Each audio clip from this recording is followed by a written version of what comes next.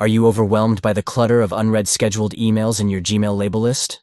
Well, fret not, because I'm here to show you a simple solution to hide those pesky emails. Let's get started.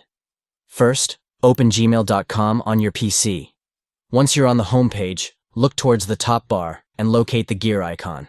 Click on it to access the settings menu. Next, click on Open All Settings to delve deeper into the customization options. Within the settings menu, navigate to the Labels section. This is where the magic happens. Scroll through the list of labels until you find the one labeled Scheduled. Click on it to reveal a drop-down menu of options. Among these options, you should see an option to hide the label. Go ahead and select it. And just like that, you've successfully hidden the unread scheduled emails in your label list on Gmail. It's that easy. Now you can enjoy a clutter-free inbox and focus on the emails that truly matter. So, go ahead and give this trick a try. Take back control of your Gmail label list and declutter your inbox in no time. Thank you for watching, and happy emailing.